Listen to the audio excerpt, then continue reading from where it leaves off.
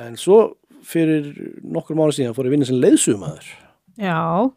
Og það eru margir sem eru í ykkur svona, sem marga leikara og uppistandar og svona. Þetta er mjög gott starf fyrir þá.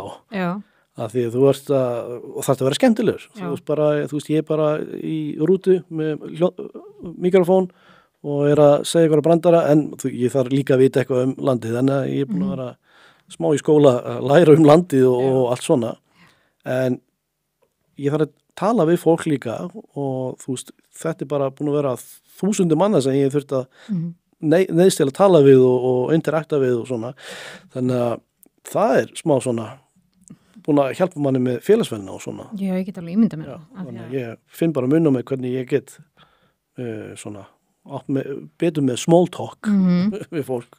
Og hvernig er þá, mér finnst það alveg magna að geta farið upp á sviða, því að þetta er bara, þetta er rosalega mikið hugrekki að fara og ætla sér að vera fyndin og svo bara ef engi hlæra þá myndi maður bara það er bara ótrúlegt að stíga þau skref sko í fyrst skipti sem ég gerði það var ég neyddur til þess af því ég nefnilega efast ég hefði tekið þetta skref sjálfur þá var ég að vinna á stað sem heitir Flytjandi og það var ein kona á skrifstofunni sem að því ég var svolítið eins og ég var í skóla, ég var svolítið mikið bara fíblast og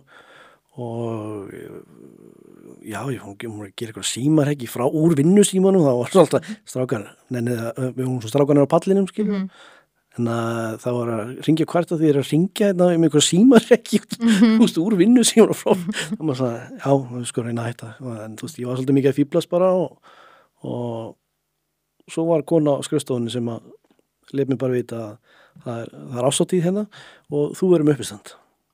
Og það var ekki, viltu vera með uppistand? Nei. Þú verður með uppistand. Já, þetta er bara komið á planið og svona og hún gaf mér bara ekki tækifæri til að segja nei. Nei. Og ég fór í náttúrulega bara full panic attack og drakk í mig kjark og þannig að fiskinn sem ég fór upp þá var mér svo Hótel Sögu, þetta þvílíkur staður til að byrja á, bara í Súlnasal í Hótel Sögu, það var mér fyrsta uppistand.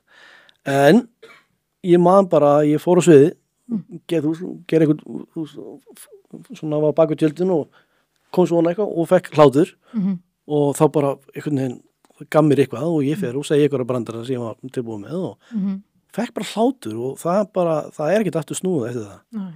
Og þetta er bara þetta er bara eins og eitthvað dóp ég þarf skammtinn minn ég þarf bara að fá þetta er eitthvað adrenalín náttúrulega kick og þú ferð þarna og bara heyra hlátur þetta bara gefur manni svo mikið þetta er bara, það er ekki hægt að lýsa þessu þannig að það er sterkar en allir kvíði en ég get samt alveg viðurkennt það 100 skipti sem ég hef verið út á bílastæði fyrir framan eitthvað, þú veist, það er eitthvað ásatíð inni, maður heyrir allir hlæjandi og gaman og ég er einn út í bíl og bara, hvað er ég að gera?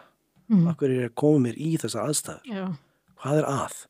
Þetta fólk er að hafa gaman núna, svo þarf að stoppa, kynna mig inn og ég, þú veist, hvað ef ég drepa niður alla stemningu, og svo fer maður inn og maður bara, ok, ég er að fara að eyða ekki kvöldi fyrir öllum bara, svo bara, heyri ég hlátur og bara, þá svona, nú man ég akkur ekki þetta.